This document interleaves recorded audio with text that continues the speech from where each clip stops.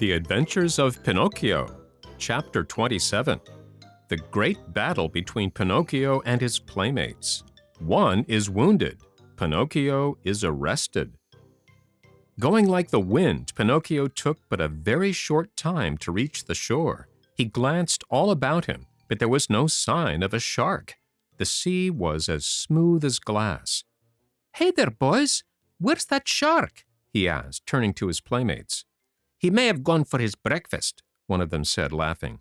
"Or perhaps he went to bed for a little nap," said another, laughing also. From the answers and the laughter which followed them, Pinocchio understood that the boys had played a trick on him. "What now?" he said angrily to them. "What's the joke?" "Oh, the joke's on you!" cried his tormentors, laughing more heartily than ever and dancing gaily around the marionette. "And that is?" "That we have made you stay out of school to come with us. Aren't you ashamed of being such a goody-goody and of studying so hard? You never have a bit of enjoyment. And what is it to you if I do study? What does the teacher think of us, do you mean? Why? Don't you see? If you study and we don't, we pay for it. After all, it's only fair to look out for ourselves. What do you want me to do? Hate school and books and teachers, as we all do. They are your worst enemies, you know, and they like to make you as unhappy as they can. And if I go on studying, what will you do to me? You'll pay for it." "Really, you amuse me," answered the marionette, nodding his head. "Hey, Pinocchio," cried the tallest of them all. "That will do. We are tired of hearing you bragging about yourself, you little turkey cock. You may not be afraid of us, but remember, we are not afraid of you either. You are alone, you know, and we are 7. "Like the 7 sins," said Pinocchio, still laughing. "Did you hear that? He has insulted us all. He has called us sins. Pinocchio, apologize for that, or look out." "Cuckoo," said the marionette, mocking them with his thumb to his nose. "You'll be sorry." "Cuckoo." "We'll whip you soundly." "Cuckoo." "You'll go home with a broken nose." "Cuckoo." "Very well then, take that and keep it for your supper," called out the boldest of his tormentors, and with the words he gave Pinocchio a terrible blow on the head. Pinocchio answered with another blow, and that was the signal for the beginning of the fray. In a few moments the fight raged hot and heavy on both sides. Pinocchio, although alone, defended himself bravely. With those 2 wooden feet of his, he worked so fast that his opponents kept at a respectful distance.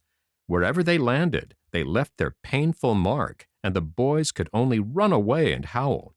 Enraged at not being able to fight the marionette at close quarters, they started to throw all kinds of books at him. Readers, geographies, histories, grammars flew in all directions. But Pinocchio was keen of eye and swift of movement, and the books only passed over his head, landed in the sea, and disappeared. The fish, thinking they might be good to eat, came to the top of the water in great numbers. Some took a nibble, some took a bite, but no sooner had they tasted a page or 2 than they spat them out with a wry face as if to say, "What a horrid taste! Our food is so much better." Meanwhile, the battle waxed more and more furious. At the noise, a large crab crawled slowly out of the water, and with a voice that sounded like a trombone suffering from a cold, he cried out, "Stop fighting, you rascals! These battles between boys rarely end well. Trouble is sure to come to you." Poor crab! He might as well have spoken to the wind. Instead of listening to his good advice, Pinocchio turned to him and said as roughly as he knew how, "Keep quiet, ugly crab. It will be better for you to chew a few cough drops to get rid of that cold you have.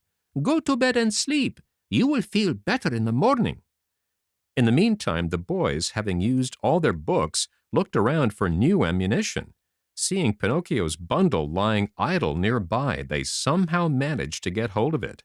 One of the books was a very large volume, an arithmetic text, heavily bound in leather. It was Pinocchio's pride. Among all his books, he liked that one the best. Thinking it would make a fine missile, one of the boys took hold of it and threw it with all his strength at Pinocchio's head. But instead of hitting the marionette, the book struck one of the other boys, who, as pale as a ghost, cried out faintly, "Oh, mother, help! I'm dying!" and fell senseless to the ground. At the sight of that pale little corpse, the boys were so frightened that they turned tail and ran. In a few moments, all had disappeared, all except Pinocchio. Although scared to death by the horror of what had been done, he ran to the sea and soaked his handkerchief in the cool water, and with it bathed the head of this poor little schoolmate. Sobbing bitterly, he called to him, saying, "Eugene, my poor Eugene, open your eyes and look at me. Why don't you answer? I was not the one who hit you, you know. Believe me, I didn't do it. Open your eyes, Eugene. If you keep them shut, I'll die too. Oh, dear me, how shall I ever go home now? How shall I ever look at my little mother again? What will happen to me? Where shall I go? Where shall I hide? Oh, how much better it would have been, 1,000 times better, if only I had gone to school. Why did I listen to those boys? They always were a bad influence. And to think that the teacher had told me, and my mother too, beware of bad company. That's what she had said, but I'm stubborn and proud. I listen, but always I do as I wish. And then I pay. I've never had a moment's peace since I've been born. Oh dear, what will become of me? What will become of me?" Pinocchio went on crying and moaning and beating his head. Again and again he called out to his little friend, when suddenly he heard heavy steps approaching. He looked up and saw 2 tall carabinieri near him. "What are you doing stretched out on the ground?" they asked Pinocchio. "I'm helping this schoolfellow of mine." "Has he fainted?" "I should say so," said one of the carabinieri, bending to look at Eugene. "This boy has been wounded on the temple. Who has hurt him?" "Not I," stammered the marionette, who had hardly a breath left in his whole body. "If it wasn't you, who was it then?" "Not I," repeated Pinocchio. "And with what was he wounded?" "With this book." And the marionette picked up the arithmetic text to show it to the officer. "And whose book is this?" "Mine." "Enough! Not another word. Get up as quickly as you can and come along with us." "But I—" "Come with us." "But I am innocent." "Come with us." Before starting out, the officers called out to several fishermen passing by in a boat and said to them, "Take care of this little fellow who has been hurt. Take him home and bind his wounds. Tomorrow we'll come after him." Then they took hold of Pinocchio and, putting him between them, said to him in a rough voice, "March, and go quickly, or it will be the worse for you." They did not have to repeat their words. The marionette walked swiftly along the road to the village, but the poor fellow hardly knew what he was about. He thought he had a nightmare. He felt ill. His eyes saw everything double. His legs trembled. His tongue was dry, and try as he might, he could not utter a single word. Yet, in spite of this numbness of feeling, he suffered keenly at the thought of passing under the windows of his good little fairy's house. What would she say on seeing him between 2 carabinieri? They had just reached the village when a sudden gust of wind blew off Pinocchio's cap and made it go sailing far down the street. "Would you allow me," the marionette asked the carabinieris, "to run after my cap?" "Very well, go, but hurry." The marionette went, picked up his cap, but instead of putting it on his head, he stuck it between his teeth and then raced toward the sea. He went like a bullet out of a gun. The carabinieri, judging that it would be very difficult to catch him, sent a large mastiff after him, one that had won first prize in all the dog races. Pinocchio ran fast, and the dog ran faster. At so much noise, the people hung out of the windows or gathered in the street, anxious to see the end of the contest.